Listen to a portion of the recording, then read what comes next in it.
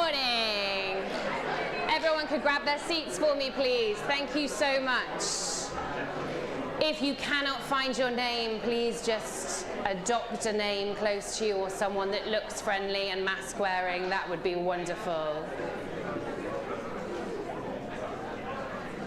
Good morning.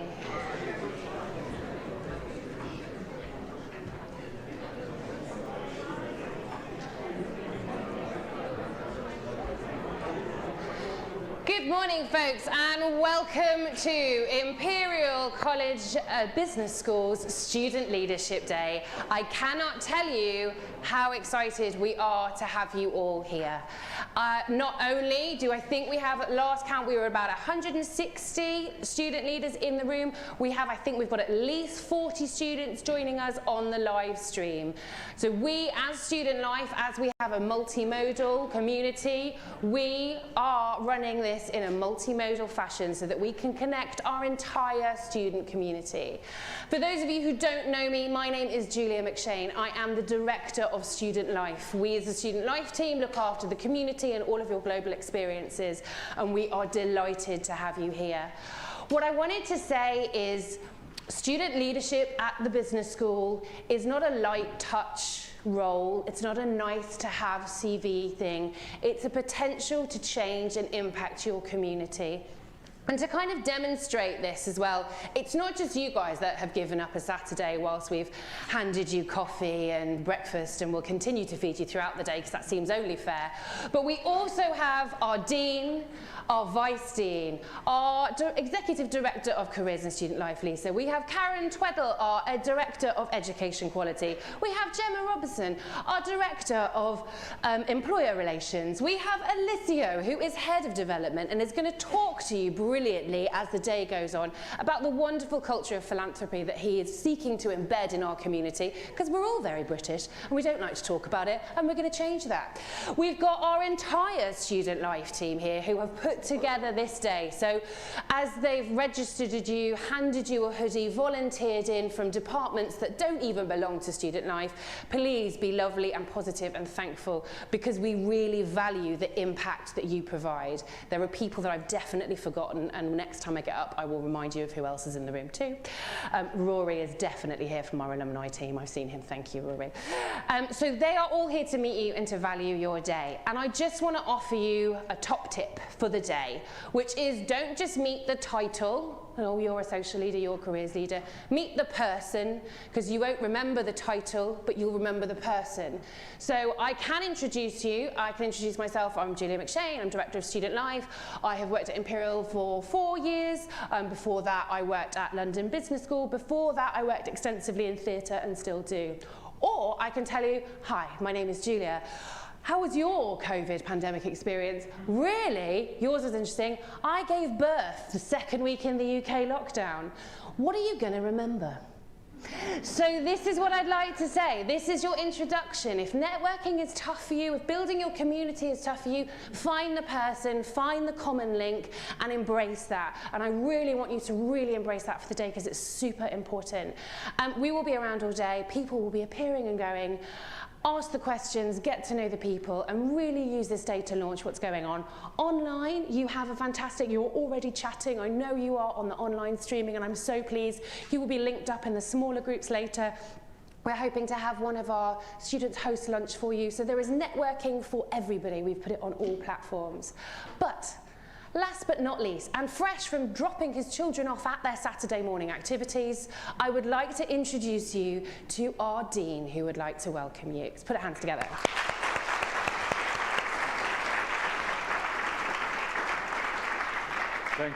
Thank you, Julia, and it's very nice. In fact, you know, I think it was 2 years ago when we had the one here. I had to bring up one of my children because, you know, that's the thing about the Saturday activities, as you was mentioning. You know, we all have to find ways to juggle. But this time actually had a little bit of an advantage because we managed to get our in-laws to visit this week. and that provided a little bit more flexibility to us in terms of me being here. Because being here is very important to me, is very important to all our community, and you already started to hear about why is that important, and why we're really pleased to have you here and spend this day with you.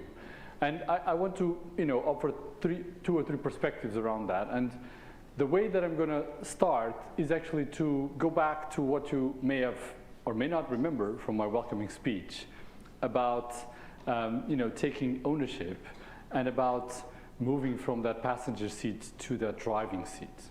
Right? I mean, if you remember some of the things that I shared with you when I was welcoming you to the school, is I said that as you're going through this journey here at the business school, you can think about the way that you can contribute in different ways. But one thing that you have a really amazing opportunity is to take ownership and to lead and to push forward and to take that driving seat. And this is something that I challenge the entire community to do, but you've already taken a very important step by basically taking this leadership role. And this is really, really significant, and it's very significant for me because you're embracing precisely the challenge that I gave all of you and the rest of the community, and you found one very important ways to really drive that and push that forward, which is by becoming a student leader in our community. And this is really something that is wonderful, and that's something that's really, really important for all of us. And I'll explain to you, the important elements that are behind that. And so that is the first part that I wanted to share with all of you.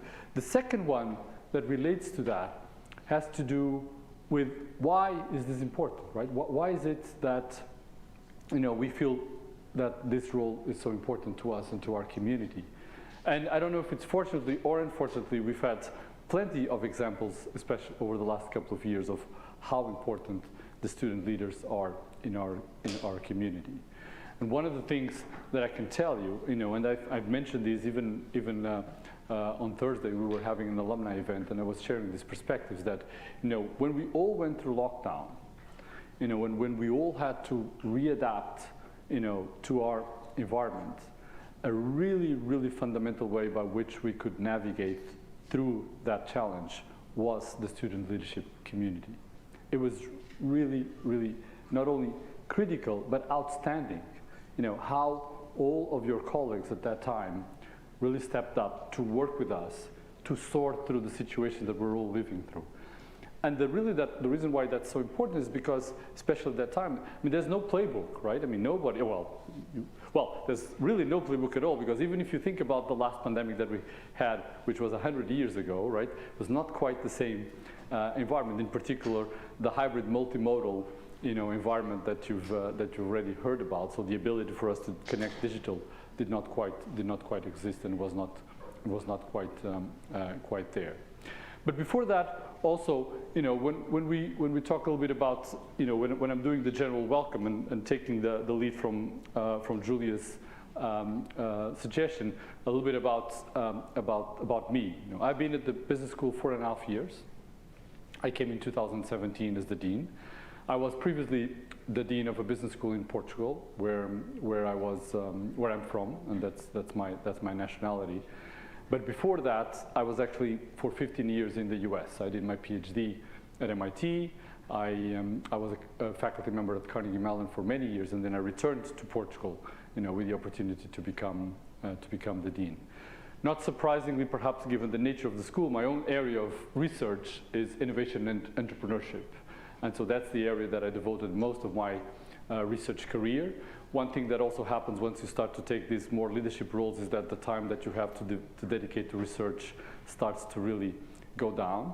But it's very funny how it's, how that, even if you're not able to do it, how that excitement is here. So I'll tell you another little story. So not last week, 2 weeks ago, I was in Dubai having the first alumni, event that we've been able to have in person for a long time. And one of the alumni, when we had the alumni event, invited me to an event that she was organizing the next day. And she's very, very interesting alumni from originally from Syria, immigrated out of Syria because of the difficult conditions, and she and the family created a foundation to promote Syrian art and to safeguard Syrian art because of course, the very difficult conditions. And she gave up a very successful corporate career to become the head of that foundation because they really felt, the importance of doing that. But the interesting thing is that they have invited a bunch of people from Silicon Valley to come and visit. They are philanthropists related to art that they were visiting the foundation. And several of them were related to the semiconductor industry. So I ended up spending a lot of my evening talking about the work that I'd done on the early development of the semiconductor industry in Silicon Valley, which is one of the latest works that I did, before I started to do these more leadership roles. And so it stays with you, and even it's now been past, 5 or 6 years, whenever there's the right opportunity to talk about it, I go back and end up spending an entire evening talking a little about that. I have 3 daughters, and my wife is half Portuguese, half French, and we've kind of moved here, when I took up this position in London. And one thing also that is quite particular about our family is that a few years ago we adopted 2 girls in Portugal, and so my 2 youngest daughters are actually adopted daughters, and so that's part of our family and who we are. Taking a little bit the lead from Julie on that. Now, going back to the importance of this role and why I think it's so critical, and I would say that there are 3 really important aspects in terms of your role. The first one is representation. I mean, you've accepted to take a role that represents a part of the community. We have a community of 2,000 students. It's impossible for me, for our team to interact with every single student. Not that we don't respond to the students that come to us, but we need to find a way to collect perspectives, to assemble them, to digest them, and to work with us. And this, is a very important part of what you do and how you do it, which is this representation. So there's this part, and this is a very important part of leadership, which is to understand the community that you're working with. It's a program, it's a theme, it's a connection, and to really take it and embrace it and read through that. And so when I was talking to you about what we did, for example, through the pandemic, a lot of it came precisely with the ability of you, the student leaders, to read your community, to digest through it, but also to moderate. Because one of the things that we know as leaders is there's always competing demands. Never everything is aligned in one direction. People have different perspectives. People have, different ways that they think about what some issue should be addressed or an opportunity should be tackled. And it's in your role to make that that trade-offs and that connectivity. And this is really, really important, a very important part of what you're invited to do. The second part relates to initiative.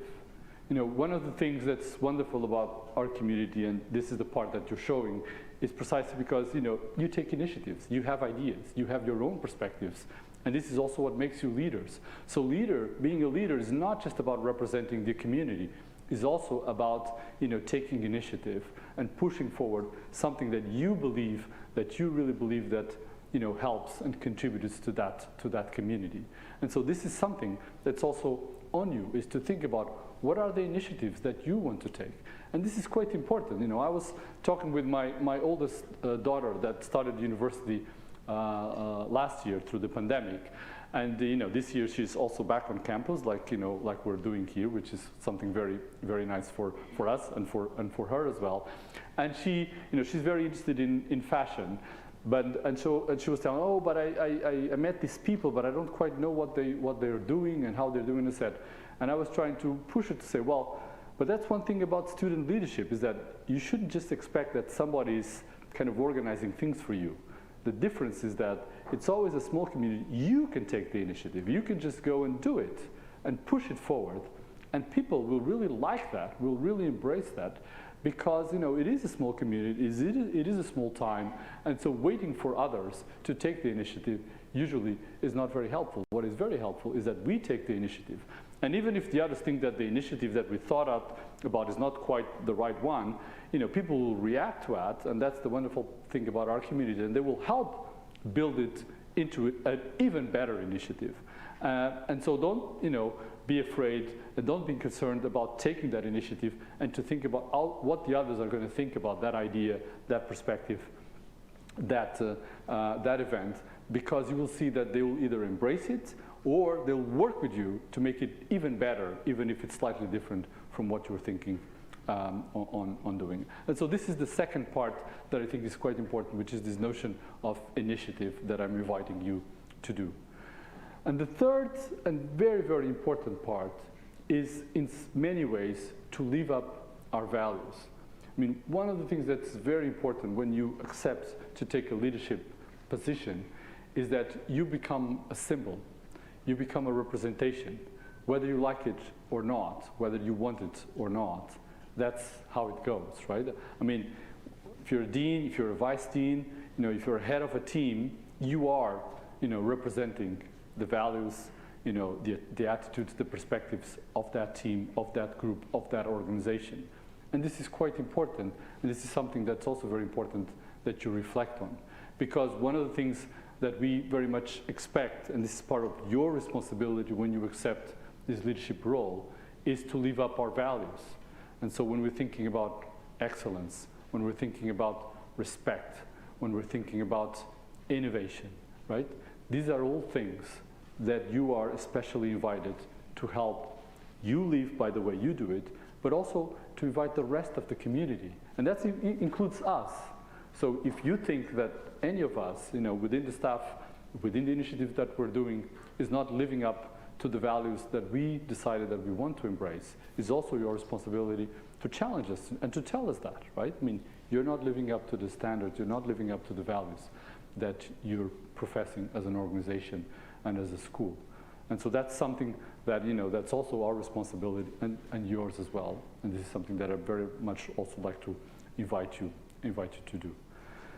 And the final part that I wanted to touch on is just also about having fun. I mean, one of the wonderful things about our community and the group that is here is that there's really interesting persons, that are doing interesting things, have very, different perspectives, but very valuable ones, and ones that, you'll be able to resonate in many different ways.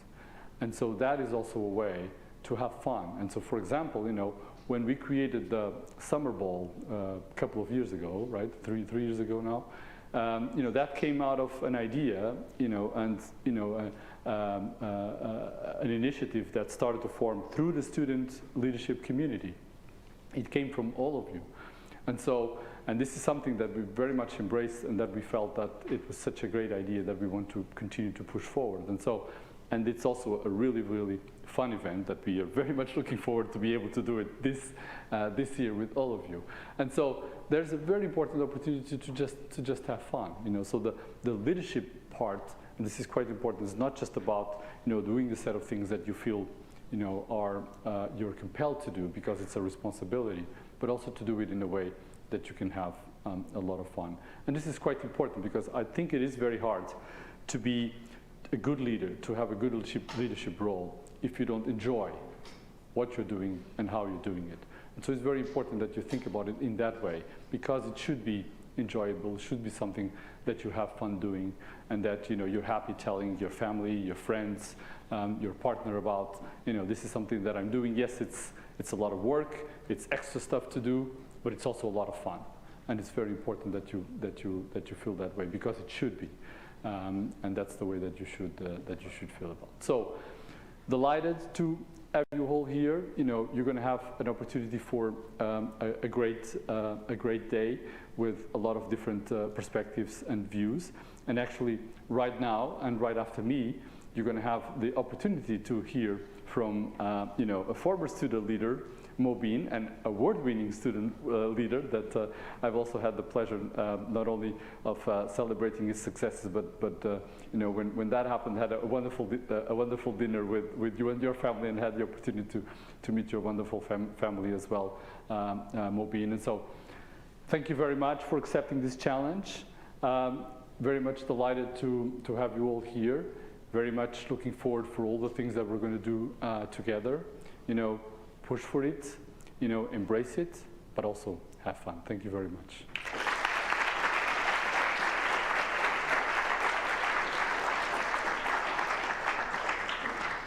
Thank you very much. You are hearing from me for the whole day. I do apologise. I am your host for the day.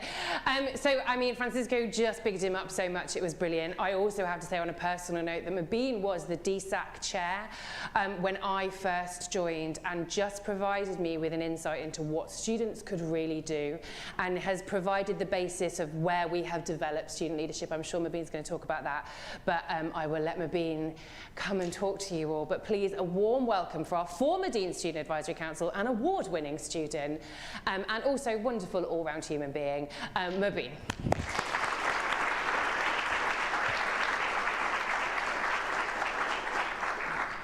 Hi, good morning. So, wow, that's a really high benchmark.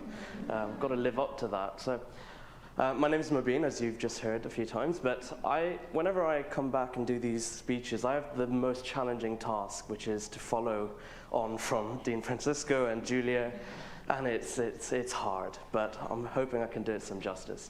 So for those of you that know me, and some of you reached out to me to talk student leadership already, which is awesome. Well, I'm sorry to say you're going to have to listen to me yabber on for 15 minutes on a Saturday morning. For those of you that don't know me, welcome to 15 minutes you'll never get back, but I hope what you take away from it is wanting to be in my shoes in a few years, wanting to come and speak to people, probably a bit hungover from Friday night, but that's okay, wanting to inspire change and do something for the student community at Imperial and beyond. So I spent 5 years at the business school, and I'm back. So that clearly says something about why you should get involved in student leadership. But my background before the business school was in mathematics. Now, if you have ever met a mathematician, we don't tend to be the most socially friendly people in the world. We like sitting in our room and writing out a bunch of equations. So when I came to the business school, I knew to do my PhD in financial economics, I knew I wanted to do 2 things. I wanted to do my degree because, well, if I didn't, my parents would be pretty annoyed at me. But number 2, I wanted to challenge myself to leave an impact, to make an impact, but also to learn how to make an impact. That was something I'd never done in my life. You know, I was great at solving equations, great at talking about economics, but actually taking an idea from A to the end, and that affects a wide group of people, was something I'd never done. So why I became a student leader is precisely to do that. And if I look back at my time at being in a student leadership role, I think that's the one skill I really took away that has not only helped me during my time as a student leader, but also in my career since then. And I'll talk a little bit more about that, but I'll start with telling you a bit about student leadership and what it meant to me at the business school and how it evolved over time. So when I joined in 2014, there was not much, we never had this, right? We never had a bunch of student leaders come together and talk about what we're going to do for the next year. Now, don't get me wrong, there were student leaders, but I felt we were very siloed in our programs.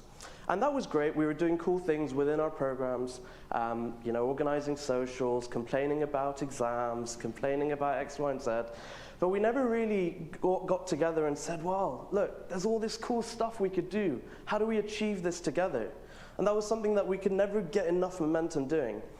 And then came 2015, where it was kind of the birth of student leadership, and it was awesome. It was exciting. We didn't know what the hell we were doing, though. That was, you know, it's a journey.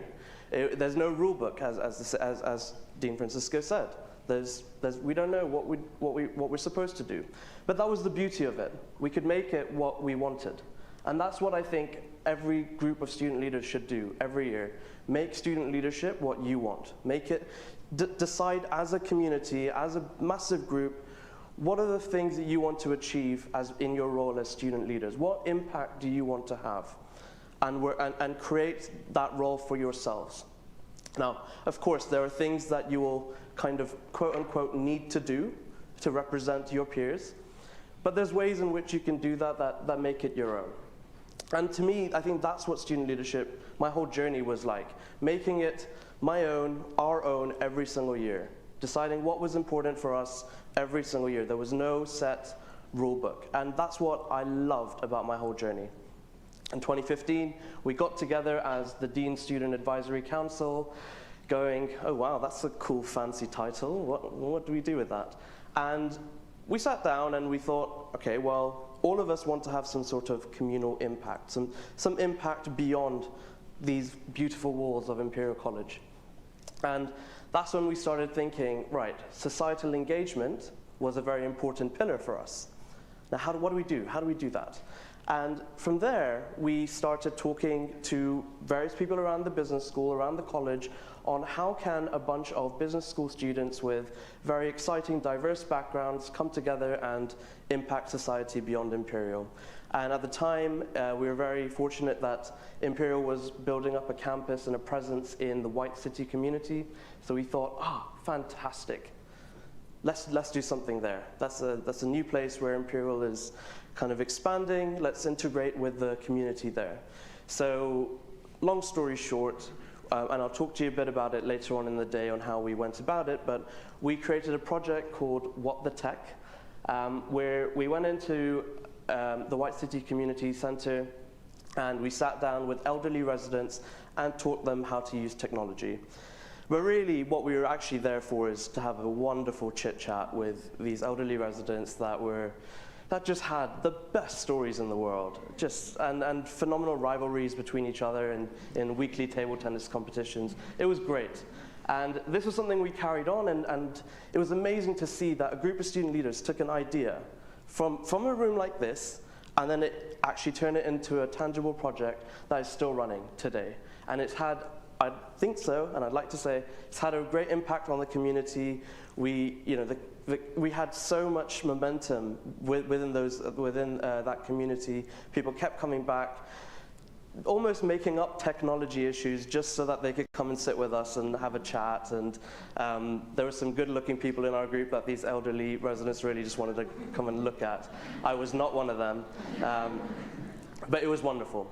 And that's something I'll always hold close to my heart for the rest of my life. That's something, that is an experience that I think I really will always look back in my time at Imperial and say, yeah, my degree is cool, but thousands of people get PhDs, thousands of people do their degree, and that's great. And you build on, you get your job and so forth. But the one thing that was very unique to my experience at the business school was that project.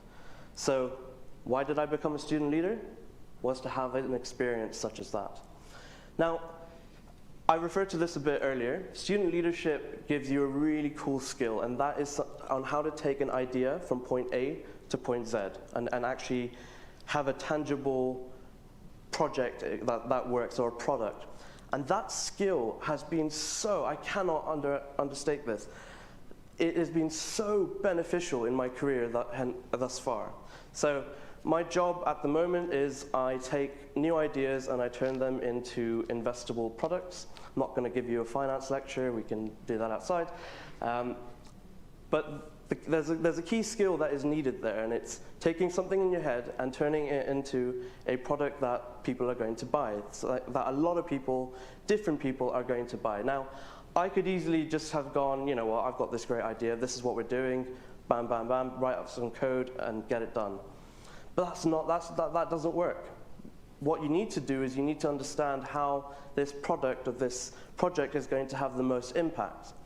And that's something I didn't really know how to do before I became a student leader.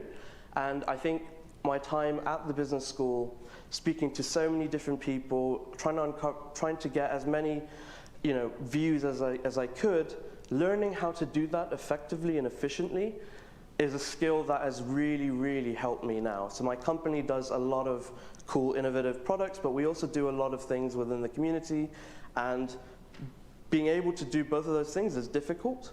But I really encourage you to think about how you can take your student leadership journey to beyond your degree.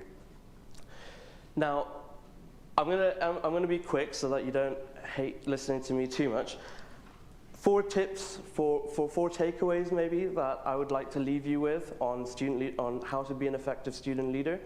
Number 1, as much as you want to say yes to everything, and you have all these ideas and everyone's going to come to you with a bunch of ideas, learn how to say no. It's such an important skill to have, and that's something I did not know how to do. So my first year of student leadership, or maybe my first 6 months to a year, was being a bit overwhelmed. It is an overwhelming role, but learning how to say no and prioritize what is important is a very, very crucial skill. And that is actually a skill that will also help you a lot in your career, because you need to be able to say no to people above you, to people alongside you, below you, but also a very difficult one with people above you. And that was often what we had to do. We'd have to just say, no, Francisco, we cannot do X, Y, and Z. We hardly ever said no, but we had to learn how to do that, right? And that's a very, very important skill, something to keep in mind.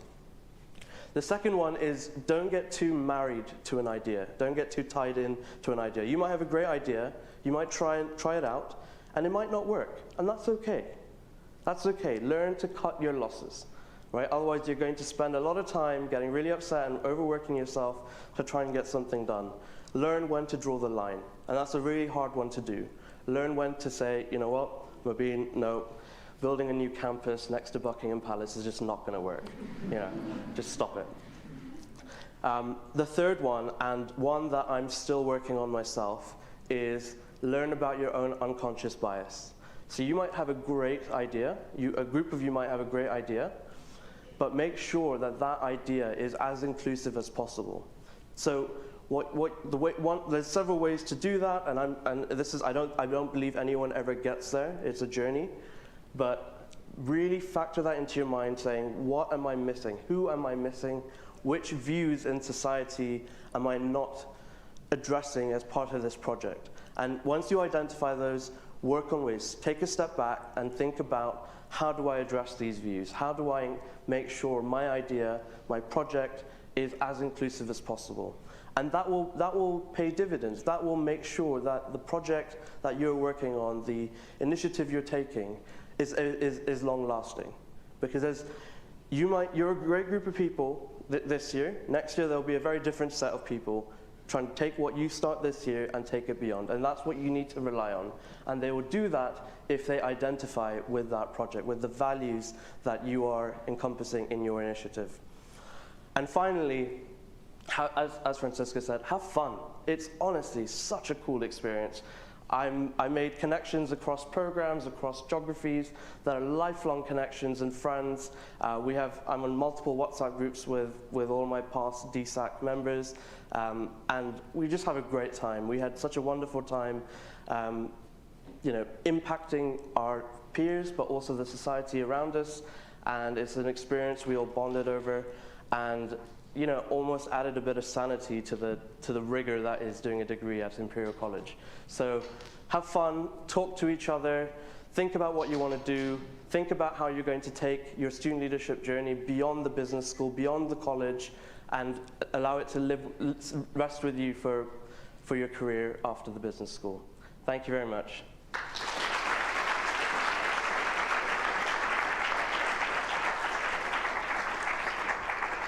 Thank you so much, Mobeen. And now it's probably a really appropriate time, but just building on that today is the beginning of you working out the story you are going to tell in 5 years' time when I email you and you politely say, yes, of course, Julia, I'd love to come and talk at Student Leadership Day.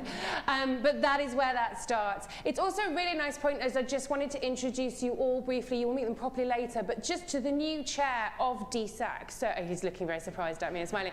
Fajiro, could you just give us a wave? So I won't make him speak, you'll hear from DSAC later, but I just thought it was a really nice opportunity to link all of that up together.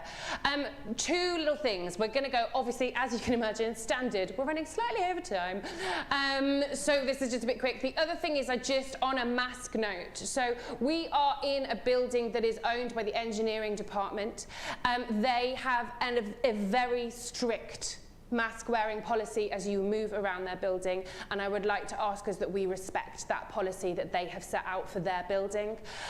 So just as you move through this building, please do make sure you wear your mask. If the person next to you would feel more comfortable because you're wearing a mask, or you are exempt, please do let us know, that's fine. But just I'd really like to encourage that today, especially as we think about photos and how we portray ourselves as a business school, but also respecting each other. No one knows what the risk is that anyone else has at home, so I think that's really important to remember. So we have got catering, so we're going to have a quick break. Sam, could I just get that next slide up? Thank you very much. So this is the breakdown for the rest of the day. So as you can see, we are 10 minutes into your coffee break already. So what I would ask is there is coffee and more pastries, and they're where the breakfast was before. But what I would ask is if you could go, take a coffee and make your way back up here and do it that way rather than hanging out down there for a minute. And we will aim to start, should we run 10 past? So yeah, so if you can be back sat for 10 past, that'd be excellent. Thank you so much.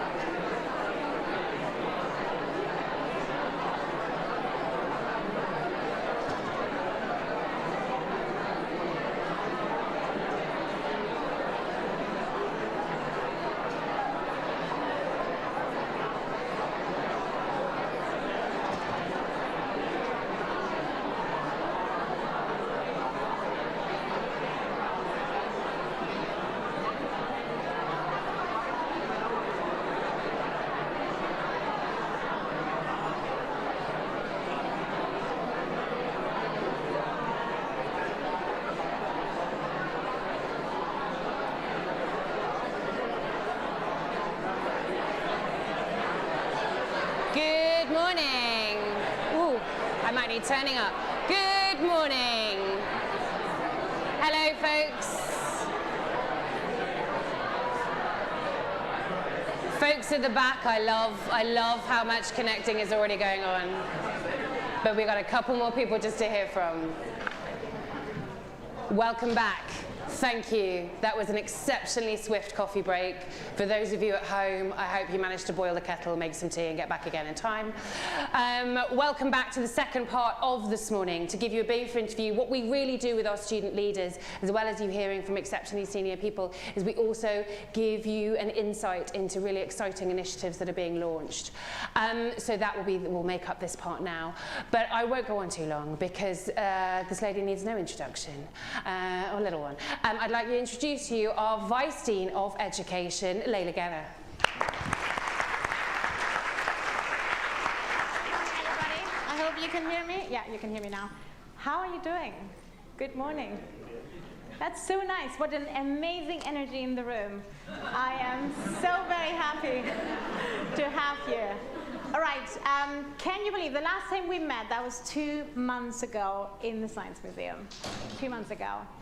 Wow, time flies. For how many of you this is the first winter in London?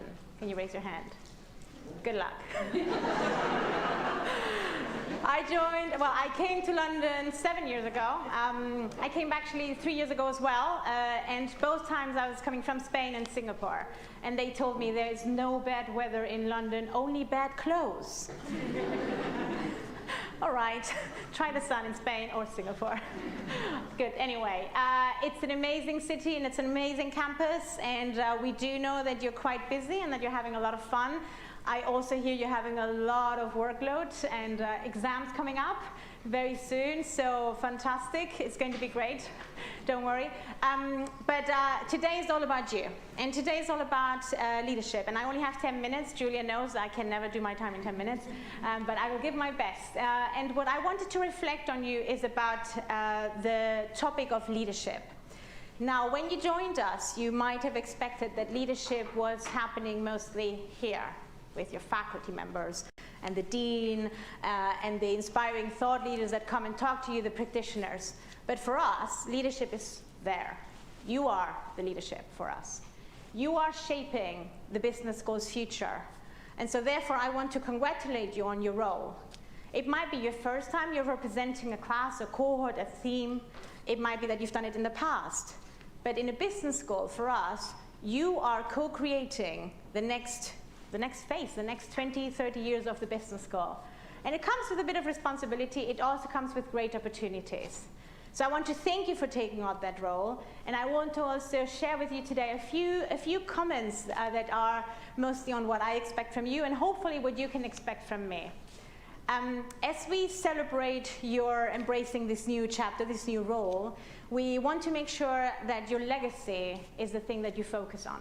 Your legacy is the impact that, as I said, will shape the future and will also change how future students enjoy the business school experience. Hopefully, we will have a lot of great initiatives coming from this very room that will focus on, if I mention a few past successes, focus on What the Tech. You might have heard about What the Tech already. It's one of the many things Julia is very, very proud of. Julia is amazing. You're great to have you with us. We also celebrated the Summer Ball. That came from this very room. Students told us we want to network beyond our programs, we want to network beyond of our suites, and therefore we launched the Summer School, the Summer Bowl, not the Summer School. And all of these was happening very nicely, and we were shaping and creating, and then the pandemic hit. And obviously that changed a bit, but actually not that much, but it changed a bit of how we delivered business and how we delivered student experience. Now, I do want to say not that much, because Imperial actually was already very present in the online space. Sometimes it was a bit forgotten, and like what's happening behind me. Sometimes it was a bit forgotten, and sometimes our students were feeding back to us. You have to remember that as a business school, we have undergraduate students, postgraduate students, online students, face-to-face students, research students, and they all came together. But with the pandemic, what has happened is that this collaboration and this co-creation and this sharing spaces have accelerated. And I'm actually, if I can say, one of the potential opportunities that the pandemic has taught us is this fact that as a community we're very strong, and we're most strong when we work together and collaborate. So I do want to make sure that in the next 9 months that we're going to work together, we can always remember that we are a very broad community with students that are here with us today and students that are anywhere around the world, and we always focus on how we can integrate them. Innovation at the business school happens quite quickly. So quickly that it's potentially the only business school, I've worked in a few, where I went to the dean, to his office, and said, we should do holograms. And he said, yeah, sure, let's go ahead. And we did it. In many other places in the world, you would have to argue and explain and make the benefits and explain about the loss, etc. No, in 5 minutes, we had the go-ahead from Francisco to explore holograms because we felt that that was how the future was moving on. So innovation happens at a very quick space. Also innovation with college. We look forward to hearing your ideas. I talked about legacy. How do you want to shape the business school of the future? How can we make sure that people will remember your impact? That's what's going to be your leadership. You will be leaders in your companies. You maybe potentially already are. You might be leaders in your own personal life. We're now asking you, shape this future of this very business school with us. It's a great opportunity because we are a privileged institution with a great reputation, but we do have a startup mentality. Sometimes we fail, and out of these failures, we learn. I want to share 3 examples of how we learned, bad and good. One day, a student came to me and told me, "You make my life hell." Not I personally. I do have to explain. And she explained to us. She explained to us how we were not addressing the diversity in the way we should. We were not being inclusive as we should. Until that very day, I actually thought we were doing fine. It's like, oh, we're actually doing quite a lot of things, and we are. But that moment in my office was like, we're not doing enough. We have to rethink. We have to be humble. We have to open our eyes. We have to open our ears. And out of that, a few years later, today you're going to hear about the student EDI strategy. Now, it's only not that one student and that one opinion that made it happen, but certainly was a wake-up moment. A second example I want to share with you, that was actually a very good example. We have our Leonardo Center. I'm not sure if you've heard already about it. They're researching on sustainability. And they came to us and said, we need the students to help us shape sustainability. So I was already speaking to one of you on how, there you are, how we can actually make that happen. And this is a brilliant example of how students said, we're going to brief into your research. The combination of research and how it goes into practice and how it goes into companies is something we have to work together.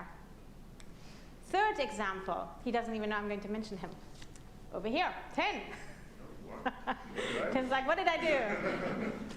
10, and I have to say it was not only 10, but there were a few students who actually explained to us how we had to get better into bringing our underrepresented minorities, not minorities, underrepresented students and underrepresented opportunities back to the forefront. How the college, not just the business school, and I hope you don't mind me saying that, not just the business school, but also college, was not doing enough there.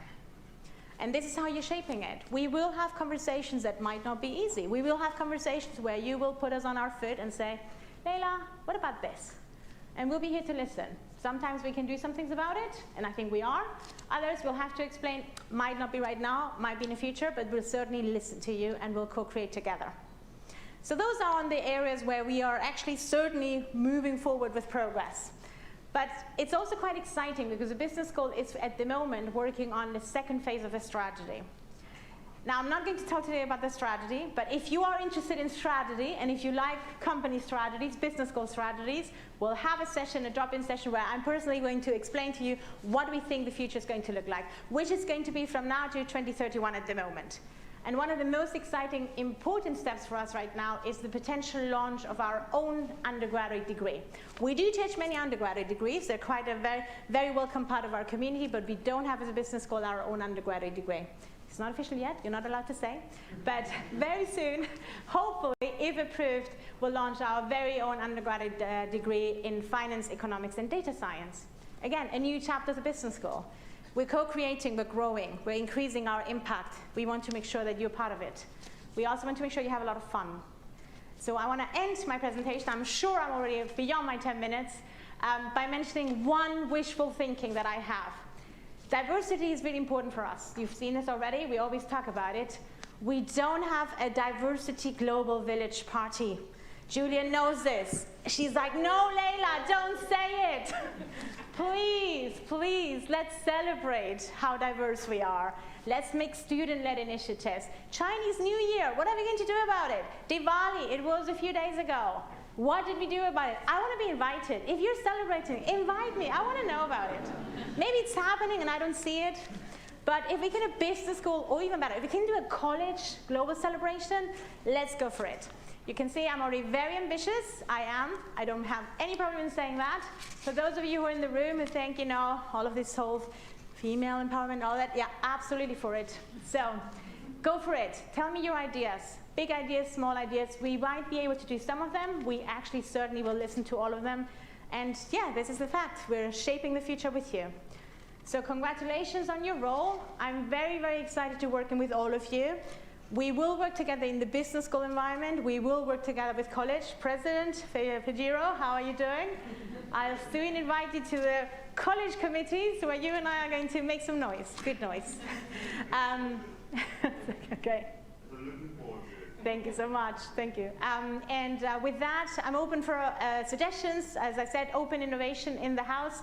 My office is right there up. Multimode, we're always online as well. We haven't spoken about multimode yet, but this will come up. How do we make sure multimode in the future is something that allows you to make the best of your education? Have a great day. I'm going to now hand over to Julia. Oops, that was loud. Who's a much better presenter than I am, so I'm handing over to Julia. And welcome to Imperial College Business School's Leadership Day, and so glad to have you.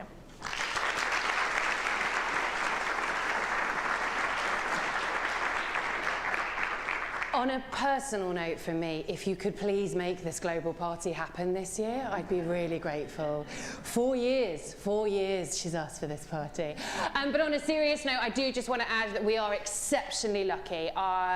Layla and I may have worked in similar business schools before. We didn't know each other that well before we arrived. But what Layla says is really true. What we have is, and you have seen today, is you've got a dean and a vice dean here on a Saturday who say yes to things. And it's one of the reasons I love my job, is because I turn up and I go, I have got this bonkers idea. And they go, okay, do it. Don't get me wrong. I then have to actually execute it, and that takes a lot of time. But what they do is they do that, and that is the same approach for student leadership. And I do just want to note we've got 2 great examples of student-led initiatives in the room. Sorry to put you on the spot, folks. But we have got the students, representatives from the Student-Led Investment Fund, which many of you will know about and are involved with. And that is bonkers. They came to the office and were like, could we have £100,000 to invest, please? And we were like, let's see. And here it is. We have Imperial Launch, which used to be MBA Connect, which is that thing everyone asks about. How do we connect across college? How do we meet engineers? How do we do all those things? Who are awesomely owning this, and it develops last year, what did they do? They moved the whole thing online. This year, what do they do? Let's see.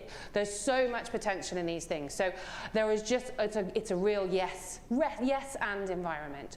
But one thing I do want to introduce to the next section, which is I'd like to introduce Lisa Umanurov, who is the Executive Director of Careers and Student Life. And she is going to introduce our brand new Careers and Student Life EDI strategy. And I cannot tell you, so I came out of the DSAC Vice President and President interviews, and without fail, everyone I met mentioned that. Everyone I mentioned diversity, inclusion, widening participation. How are we going to do this? And there is a hunger for it this year, and I'm so excited. I literally called Lisa after all the interviews and was like, I'm so excited, they're going to be so engaged, there's going to be so much fun. Which is about the pitch I used, actually, so I do apologise. But I will hand over now to Lisa, who will introduce this to us, and then she will introduce the next section. But thank you very much.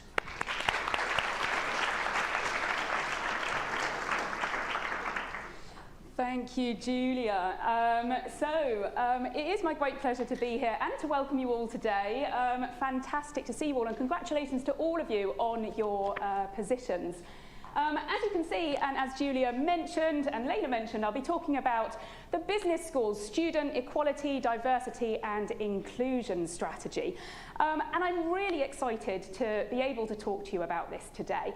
It's something that is really important to me personally, as well, of course, to the business school more widely. So before I take you into it, let me just say a couple of things. Equality, diversity and inclusion impacts each of us differently and really resonates with each of us differently as well. As I said, personally, this is something that's really important to me. My sisters and I, for example, were the first generation in our family to attend university. Personally, I went on and studied social anthropology, which is the study of different cultures and societies around the world. So it'll be no great surprise to you that I really value and understand the importance of the diversity of thought, the diversity of approach, for example, that various people from diverse backgrounds and cultures can bring. Added to that, the fact that my family is very multicultural. My husband, Obi, is from Nigeria. Our girls, of course, then are mixed race. And in addition to that, our household is a multi-religion household too. So we really are an example of a classic multicultural London family. And that works really well here in London. It might not work so well elsewhere, in all honesty. So this is something that's really important for me personally, but it's also really important on a professional level and, of course, at a business level as well. So it's known that diversity really has a positive impact on business and business outcomes. For example, a 2019 McKinsey report called Diversity Wins. It found that companies in the top quartile for gender diversity on executive teams were 25% more likely to have above average profitability than companies in the fourth quartile. And when you looked at that in terms of ethnic and cultural diversity, they found that top quartile companies outperformed those in the fourth quartile by 36% in terms of profitability. Well, that's huge. But obviously, diversity isn't only about profit. It brings other benefits as well. And research shows us that the value of diversity lies in the broader range of experiences and perspectives that can be brought to teamwork and problem solving, for example, something that you'll all be dealing with and facing this year through your programs.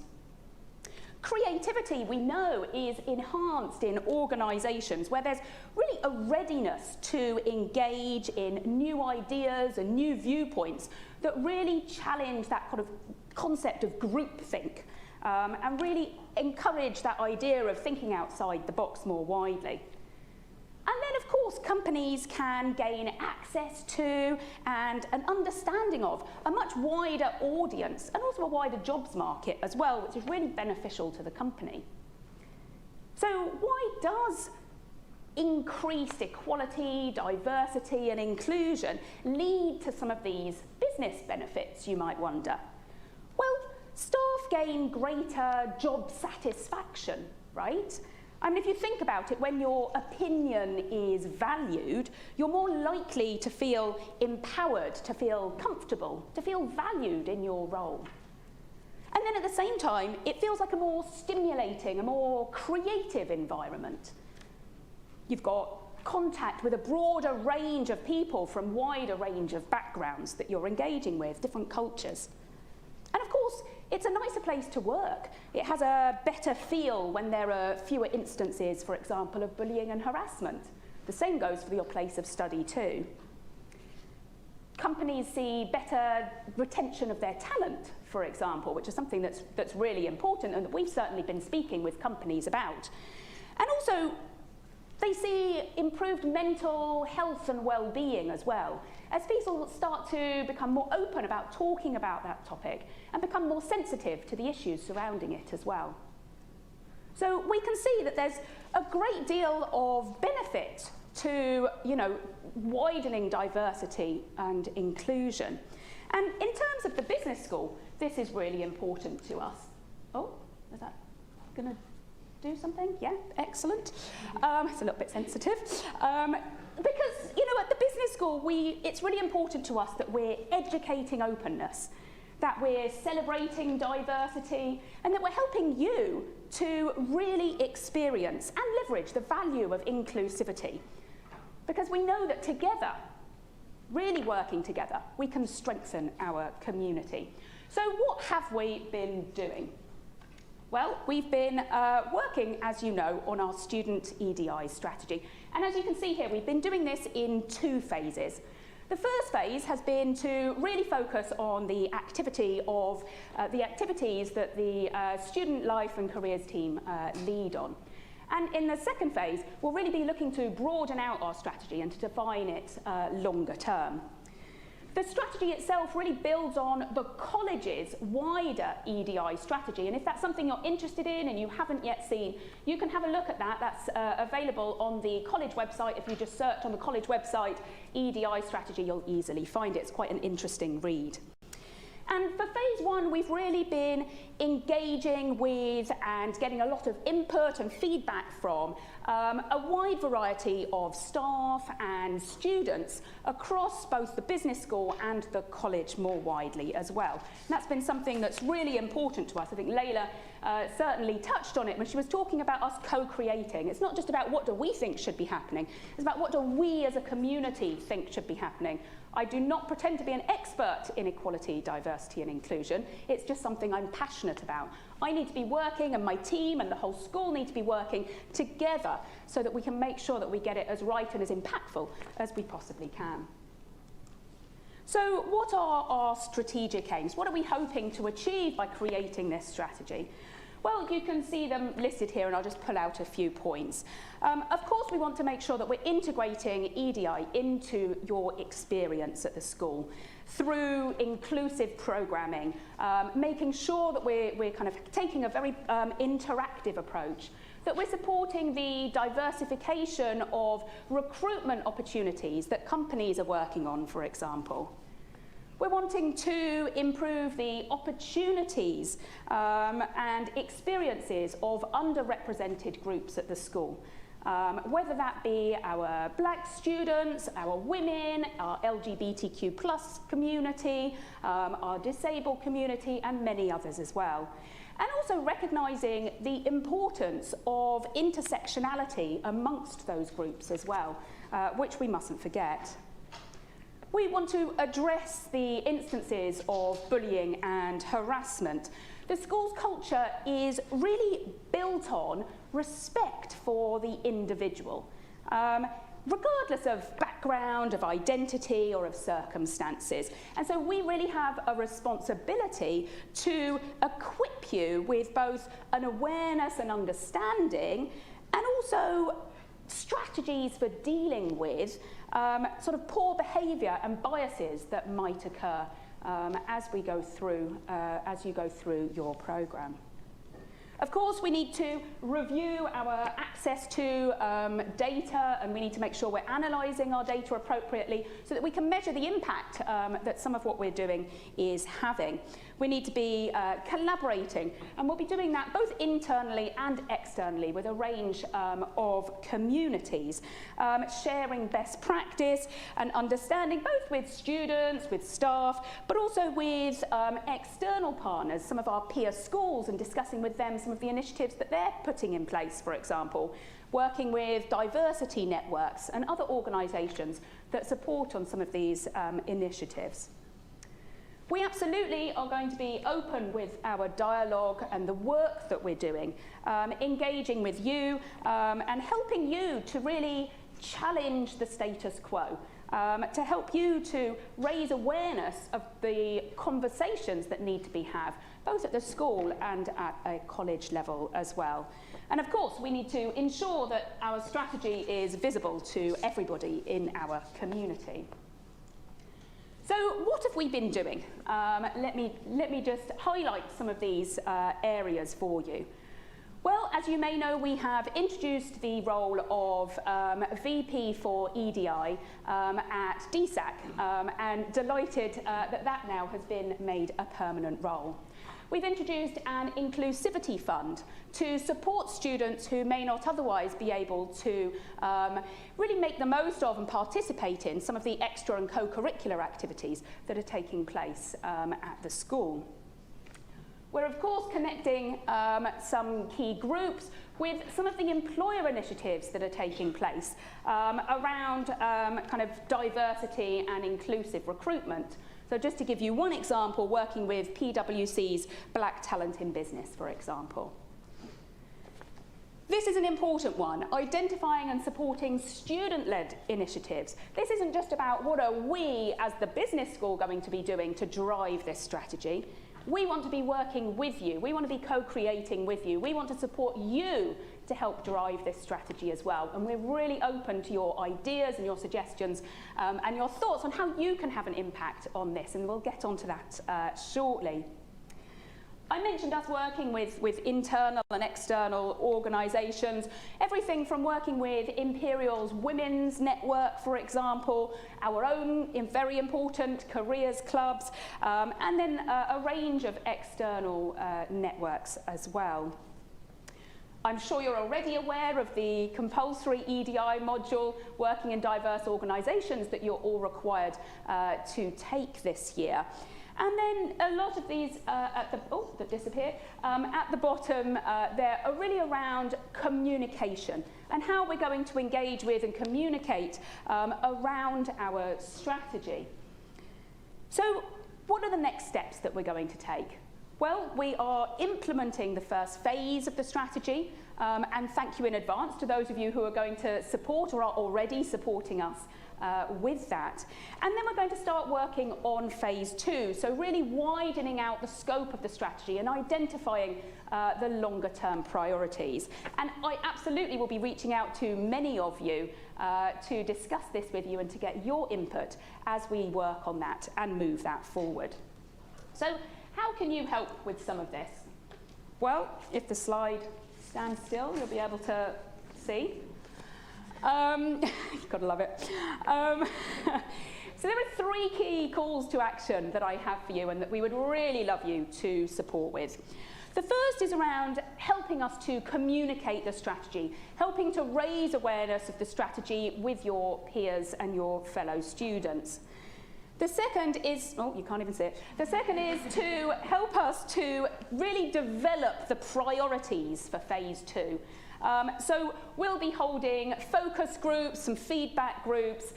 Please do engage with us as much as possible, and if that's something that you would really know that you proactively want to be engaged in, please feel free to reach out to me and let me know so we make sure we include you in one of those focus groups or feedback sessions as we move forward. And the third thing is to really consider how you yourself, each individually, can help us to make an impact on EDI through your own leadership role. So what can you do to support on EDI through your own leadership role this year? And to help you think about this, I'm delighted to introduce our panel, who are going to come and talk a little bit more about exactly that. So if I can ask our panellists to just come and make your way up, I would say to the stage, but that sounds a bit over melodramatic. Just come and have a seat. And I will ask Sanjana, Mobeen and Ten to come up and introduce themselves. I think Mobeen probably does not need to do that, as we've already heard from him, but certainly asking Sanjana and Ten to come up and introduce themselves. I've got a few questions to put to our panel to get us started, and then we're going to be opening over to you. What questions might you have that you're wanting to ask our panel around this topic to help you think about how you're going to drive some EDI initiatives forward this year. So perhaps, Sanjana, can we start with you? Would you like to introduce yourself? We can. Is this working? Hi. Hi guys, I'm Sanjana and I'm studying the full-time MBA. And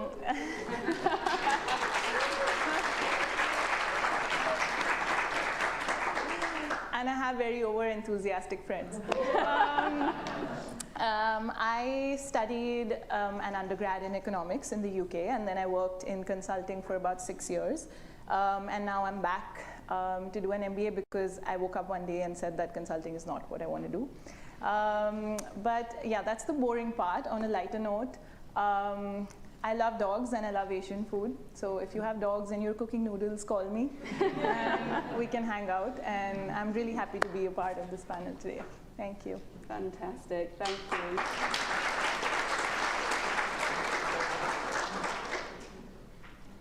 Well, you've heard from me before, so I'll reintroduce myself. Mobeen, I also love dogs. I'm not a great cook, so please do invite me as well. I'd love to hang out. Did my PhD here, left in mid-2019, and have been back at this very day ever since, and we had to do it online. So I'm very, very happy to be here and answer questions. You're going to be sick of hearing me, but from me by the end of the day. And you won't get rid of me. I'll be around at some point in your lives. I'll pop in, talk about leadership and impact. So throw your questions at me. Thanks, Mobeen. And Ten, over to you. Yeah, hi everyone. It's really great to be here. First things first, disclaimer, this is not an attempt to look cool. I partied too hard last night, so. So yeah, definitely, so full-time MBA class of 2021, just graduated, so yeah, really happy about that. It's over to you guys. This time last year when this happened, we were probably in our pajamas having pizza and watching it on Zoom. So you guys are really lucky to have this in person. It's really great to see all of this. A little about my background. I qualified as a lawyer 7 years ago. Most recently, pre-MBA, I was the general counsel for a royal family in West Africa, managing one of the largest real estate portfolios there. I'm currently working in private equity, which is quite interesting. And yeah, questions, yeah, really keen to talk about the work that we did last year, and also really happy to see the developments on the sides of the careers department. So cheers. Fantastic, thank you. So welcome. Okay, so I'm going to kick off with a question for you, Sanjana. So you are a Rumba Fellow. Yes. Maybe you could tell us a little bit more about Rumba and what that is, and also the impact that you're hoping to make this year, maybe also in the context of LGBTQ plus club as well. Yeah, thank you. So the Rumba is a non-profit organization that essentially helps MBAs and graduates to sort of thrive in their professional lives, and it supports them via a fellowship. But there's so much more than just that. They're this really big, diverse network of about 1,800 plus alumni and current MBAs, and they work with about 60 business schools worldwide. Most of them are in the US, and I'm really happy that Imperial is a part of that group now. And yeah, they sort of work together. They have an annual conference where they sort of bring all of their 90 to 100 corporate partners, and you get to network and really like build on that and meet each other. And yeah, it's a great, I mean, you're already a part of a business school that's so people culture driven, and you feel like you belong there. But then the Rumba is a whole different world for you, where there's this immense sense of belonging, and you get to meet people from across the world. So that's essentially what they do. They also have a number of events through the year, and it's just a really good place to be involved. And I think I didn't even know, that's the thing, I didn't even know that it exists until like Imperial sort of told us about it during our application process, which was great. So that is the Rumba. Because I'm passionate about this area of work, I applied for a role in the LGBTQ plus business club, the name of which we have now changed to LGBTQ plus and allies, because me and the amazing president of the club, Chen, I don't know if he's here, We want to sort of really promote allyship this year in addition to mentorship. But I feel like allyship is something that will go a long way in addressing systematic oppression of all kinds of voices. So that's sort of one of the key impact areas that we're looking at this year. I hope we can be successful in that. I'm sure you will be. Thank you. Fantastic. So Mobeen, over to you. Obviously, as DSEP president in your time, you talked to us about some of the social impact you had through What the Tech, the award-winning program that was introduced. How did you make that an inclusive project? Yeah, so it's a great question. It's something we asked ourselves when we started the project on what are the areas that, as I referred to earlier, what are our areas of unconscious bias that we might skip over in designing this project. And one big one, just owing to the design of the project, so the project, as in summary, was we went in and we sat down with elderly residents and of a community in White City, and we worked on them on their tech issues. Now, that was by design. We're working with effectively another generational group, and we needed to make sure that, there are going to be differences in views and skills, in patience, in fears. How do we make sure that we tackle those areas of unconscious bias? And the best way that we could do that is through talking, through research, talking, entering into uncomfortable conversations. I always look back and I think, if I've had an uncomfortable conversation today, I'm happy with that, because that's an opportunity for me to learn and change how I'm about to do my next project. So I think that the biggest area was we didn't rush to try and just execute our project. We took our time to make sure that we were tackling different elements of the project that we may not have thought about. And the best way to do that is to talk to a diverse set of people, talk to your family members, talk to your friends. Put in 15 minutes into the diary of faculty members, of people across college, just to say, hey, look, we've got this cool idea. What do you think? What are we missing? What would you do differently? And again, gain as many viewpoints as possible. Take your time with it, and then when you execute it, when you start launching it, people will identify with that project a lot more, and it will be a lot longer lasting, and it's a lot more impactful in that way. Brilliant, thank you. So 10 over to you. I mean, as president of the Africa Business Club, I know that you were really trying to kind of change the narrative there. Tell us kind of a bit more about that and what actions that you took while you were president. Actions I took while I was president, okay. How much time do you have? The top three. Well, let's see. So I think it really was a very wonderful experience. I think where we started off from really was, so here's the thing. So behind the scene, and this was pre-MBA, I had a mentor who was saying, hey, you want to maybe think about doing something more like a president of the finance club, one of the more conventional clubs, etc. And I really didn't feel like there was much value I could add to any of those clubs, but the Africa Business Club, this was something that I really saw how much value I could add there. So that was the motivation to really apply. And I think when a couple of people reached out this year, the conversation that I had with them was, hey, you don't want to be thinking about something to put on your CV. You want to be thinking about somewhere where you can really contribute and really add value. So that's one thing. Then secondly, I think the way we built our strategy was to build off of the challenges of the year before.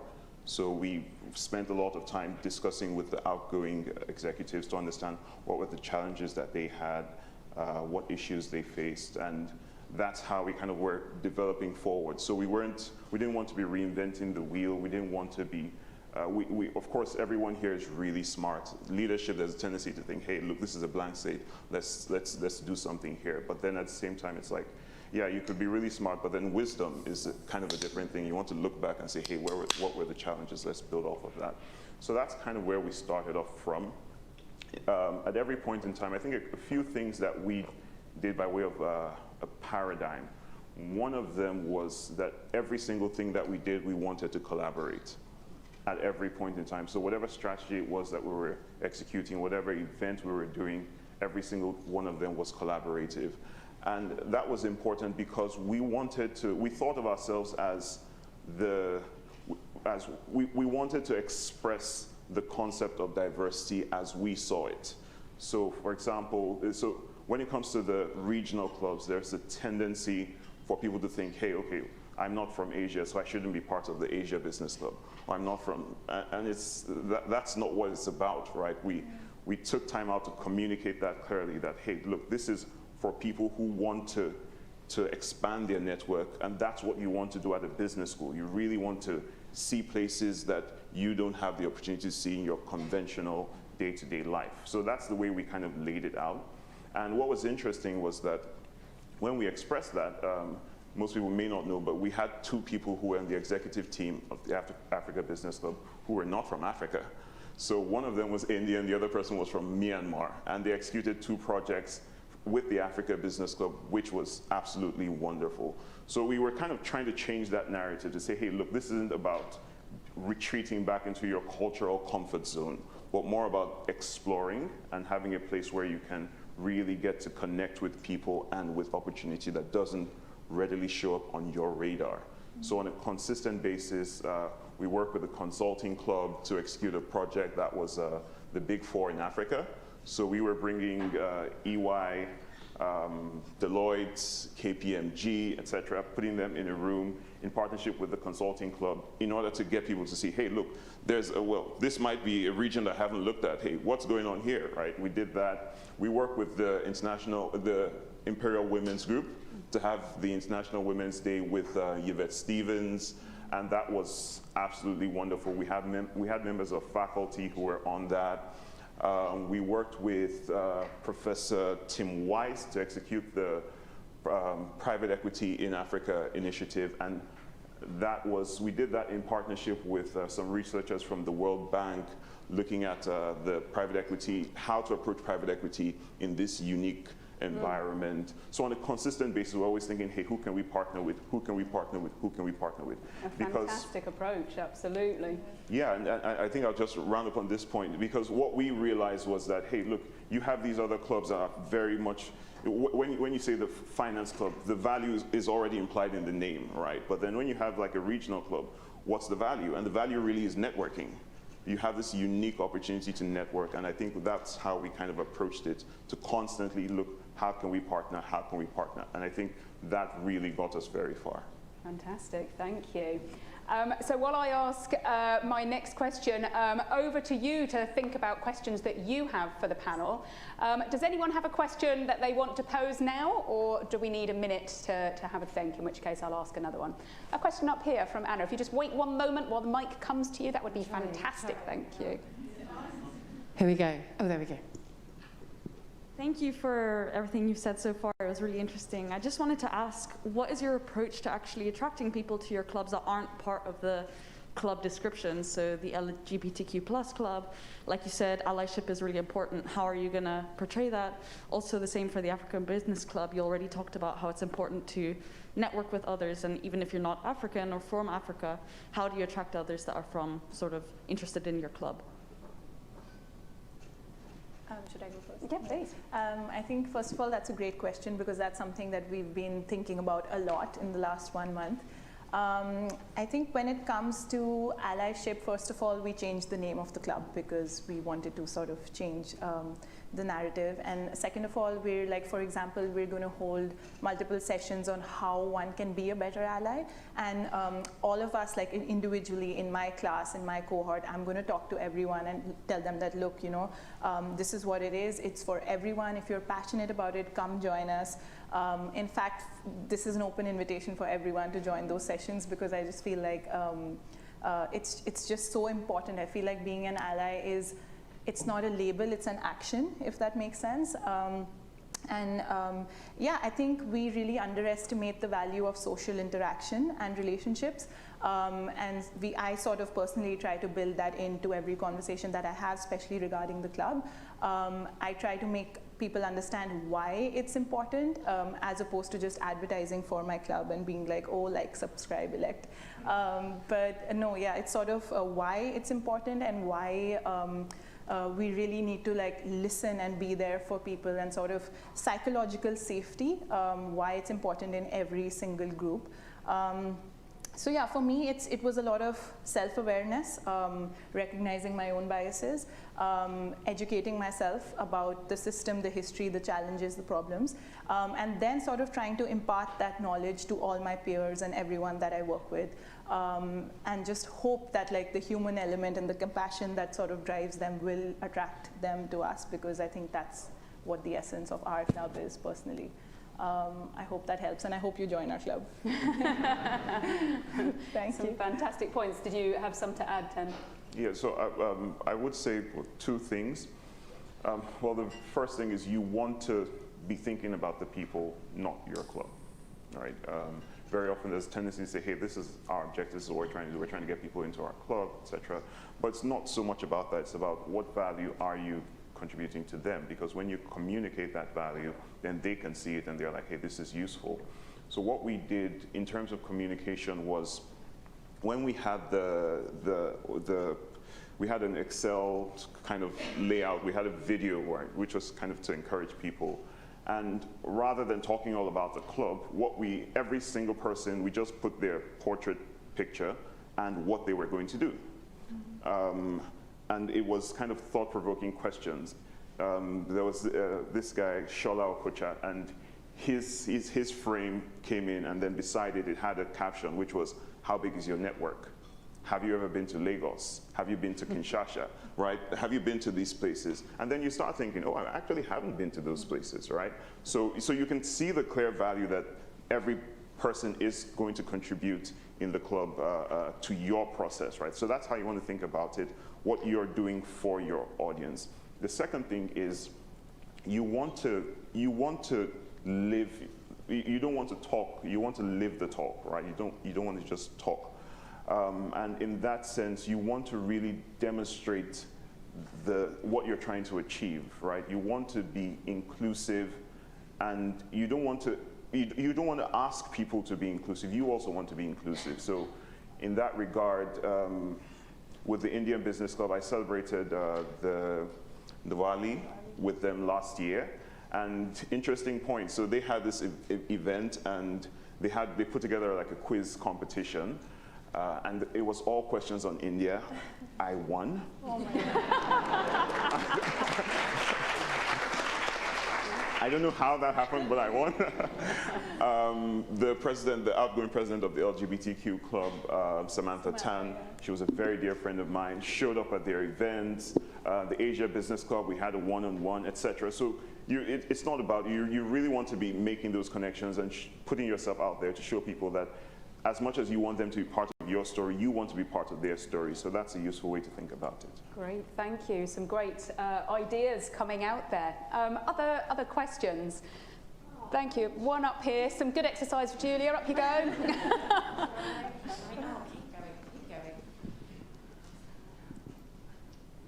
Thank you very much, our panelists. By way of introduction, I'm Maya, and I'm president of Social Impact and Responsible Business Club. I just have a question around the topic of microaggression, as a lot of people experience in terms of if you don't know about microaggression, it's some small actions, but like it's small actions or like assumptions about the other people that you've done to them that can make them feel offended, especially when it comes to people coming from different cultures, or different cultures mainly. There's different cultural differences.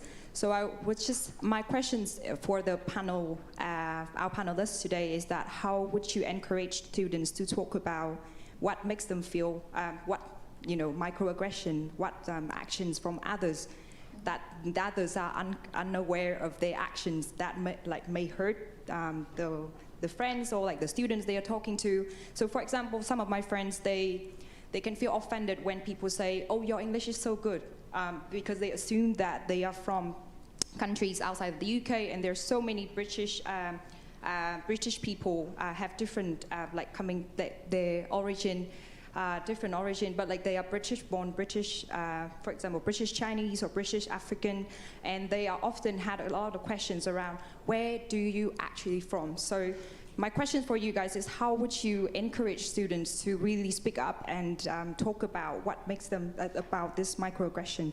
Yeah, thank you so much. Fantastic question. Thank you very much for that. Maybe if I come to you first, Mobeen. Yeah, great question. I love it.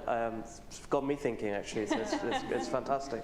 And I think that's the point. I think it's, as I alluded to before, talks, share knowledge with people. I think largely, there are people that will mean harm or offense, but I think in most cases, people are just unaware of their own, I'm going to say this phrase a million times today. You're going to hate it by the end of it, but I hope you love it. Unconscious bias. It's big. You know, it's a journey. There's a lot that you just don't know that you don't know. And I think I always really appreciate it when people will tell me, hey, what you said there was not great, and this is how I feel about it. I think this is the bit that you haven't really addressed, and this is how it's made me feel.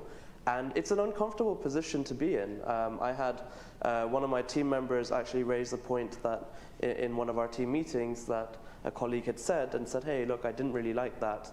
And that was fantastic. I think we then were like, oh yeah, okay, we didn't really think about that. Sorry that you went through that. We're going to take it on board, and we're going to all come together and figure out how we educate ourselves, go away, do the research, do the homework, and then try and avoid those types of aggressions. Now, I think one big challenge that I've personally seen, so you'll probably hear my accent and you'll think that I'm British. I'm not. I only moved here to study, and I get the same sort of question going, but whereabouts are you from? You know, London? And I go, no, I'm actually from Pakistan. Any Pakistanis in the audience? Woo! So I get that a lot, and I just say, hey, look, I learned how to speak in a British school. Just because of the way I sound doesn't mean that I don't appreciate the assumption that I'm from here. And then that's a conversation done. And if I see that person or that group of students or that group of colleagues continues that behavior, that's when you try and escalate it. That's when you try and, you will need to do that. And I think as student leaders, you will need to know when the right time to do that is. You will need to, I think the first step in doing so is have a conversation with your peers, friendly chat, but I think there are ways within the business school to escalate that, to make sure that the business school and the college is taking the right steps and making sure that people are aware of what sort of microaggressions or unconscious bias that exists that need further education. I think you make some fantastic points there. Thanks very much, Mobeen. I'll just add a couple of things. So the first is, we don't tolerate microaggressions at the business school or at college. So just to make that very clear. That said, as Mobeen said, at this point, we all have unconscious bias. We may not realise that comments that we're making or the way in which we're talking or behaving may be offending or upsetting those that we're speaking to. So it is really important to be comfortable, to feel comfortable, to have an open conversation, to share feedback, to raise that conversation openly, purposefully, so that we're all learning. And be open if someone raises that and shares that feedback with you. Be open to that conversation. It's the only way that we all learn and that we can all develop and move forward. So it's really important. I mentioned before that you've all obviously got your working in diverse organisations module. You will be, if you haven't already, doing something around unconscious bias and some other areas around working with diversity through that as well. And should anybody face anything that they either feel uncomfortable managing or dealing with directly themselves, or that if you do have the conversation doesn't get resolved immediately, feel free to discuss it more widely. Discuss it with your program team, who are very much there to support you on a regular basis. Discuss it with the student life team. Come and speak to me or any of the other members of staff who'll be very supportive. So please don't you know, deal with some of those things yourself, or, you know, discuss with your friends and worry that something hasn't been managed or dealt with. You know, we do have a zero tolerance for that sort of behaviour, but actually it's also about educating, openness, and raising and having an open conversation about that. I'm conscious of time, so unfortunately I'm going to have to stop us there. So before we hand back to Julia, just please do join me. A huge thanks to our fabulous panel and to everybody for joining us.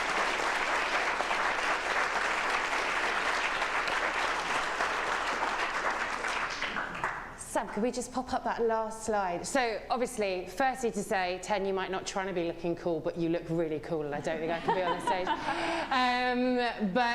So just to give you a task, so next up is all of the pizza in the world. Mabine will tell a comedy story about this in a minute, but we have lunch downstairs. It's a very glamorous Domino's, so you know, don't say we don't treat you.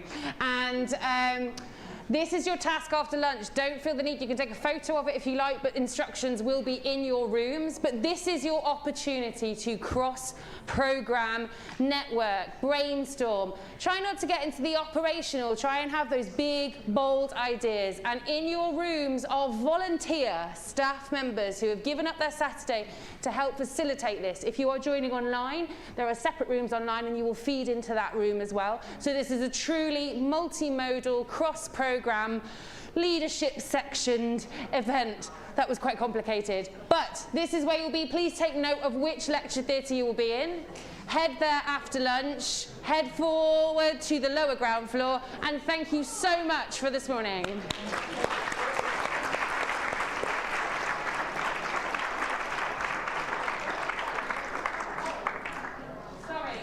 We've got the time to be in. I can't hear you. What, sorry? 12:45 in your lecture, in the lecture theatres. So 12:45. You can keep them if you like. It's up to you.